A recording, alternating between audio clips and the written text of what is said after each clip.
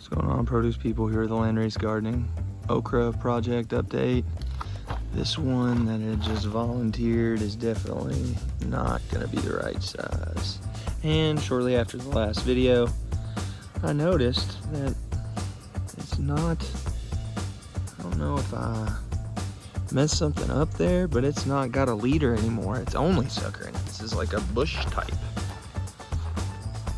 It doesn't look like, I mean, unless it was down here, you know, that I broke, that's supposed to be right there, supposed to, but I mean, it just doesn't look like it was gonna be a central leader. It looks like it's gonna be a bush type, which is interesting. So, I'm not sure if I'm gonna save seeds on these or not. All right, I've also sowed some more okra. These are the first ones showing their head. I didn't figure the population size was big enough to get the pod shape that was desired, so I sowed about 30 more seeds. We'll see how well they germinate. These three have germinated well in the direct sowing method, so we'll move over to check the other one. These 15 also appear to have taken well to the germination. They're little bitty, and it's quite hot today, so I'll probably water this evening. Once they get to a certain size, I will mulch them, and that will be the criteria for care for baby seedlings from here on out. Wait until they get to their second leaf, mulch, water in the midst of droughts. You know, like,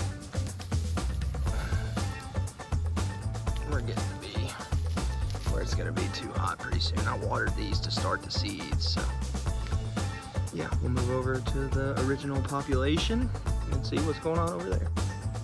The original group has grown quite a bit since you all have last seen them. So I have the beans and the weeds. We got about 3 inches of rain last week, and it's looking like it's allowing these plants to pop off. Nobody's flowering yet, which I'm gonna look for some early flower producers. I'm gonna add that criteria to the project. Early production. I'm really liking that red stem on that guy. That's really pretty. But they are itchy, so I don't think we're gonna be able to get that part out of the project. I also like this little kind of speckle look there. It's at least pretty. I don't know when it's desirable. We'll see what color the pods look like. I want as many different colors. If you've not been here before, I want as many different colors of pod as possible, but I'm looking for the ladyfinger type. Not the fat ones. The ones that get fatter, I want the ones that get longer.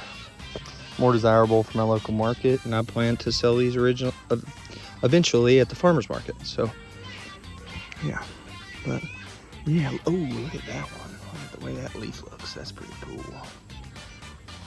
That's the one that's mainly red. It's got a different kind of leaf shape too than most of them. Yeah, so that's the Landrace Okra project. Got about an inch of rain last week. Before that, we had no rain for about a month, and mulched really good with some grass mulch, and that's where that baby squash came from. And these weed seeds that are germinating pretty good. But yeah, I think next year I'm really gonna put things in rows rather than just lumping everything together. This year I wasn't really planning to start a YouTube video when I started the garden, start a YouTube channel when I started the gardens, so hadn't really planned it all out, but I'm thinking about over the winter time documenting my process and how to get it more into a production scale type of deal, more market scale garden, market garden type of structure. I don't necessarily have room for a market garden, but I know at least the design concept and can implement it on a small scale and maybe document that process. I've drawn inspiration from a lot of people in the plant breeding community, some of which y'all may know, like Skill Cult, Joseph Lofthouse, Clifford England. Those are just to name a few. Other people like Luther Burbank, for instance. Dude's got so many different plant varieties that he worked with and he was attributed to. And I just think there just needs to be more people that get into it for just the fun of it, you know?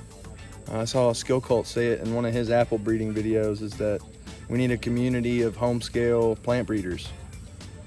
If we want our home gardens to flourish and keep some of these varieties alive, work on locally adapting varieties, you know. Some apples that he can grow in California won't grow here for one reason or another. Some apples I can grow here, he might not be able to grow there for one reason or another. Maybe we're too humid and it's too dry out there. I don't know. But every variety has its ideal condition.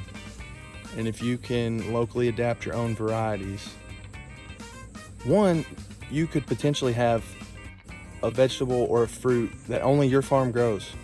It's unique only to your farm. It could be named after your farm, whatever.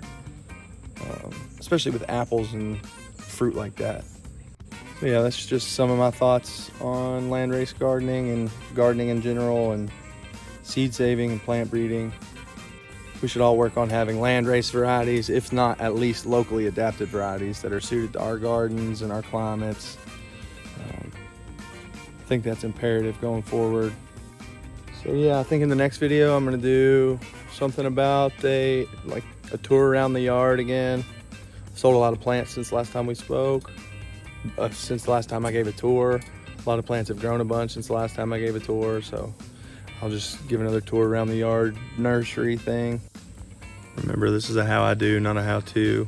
Just showing you what I'm doing, sharing my notes. You can do with it what you want. I'm no expert, just a guy with his hands in the dirt. If you like this video, YouTube thinks you'll also like this video. Thanks for watching. See you next time.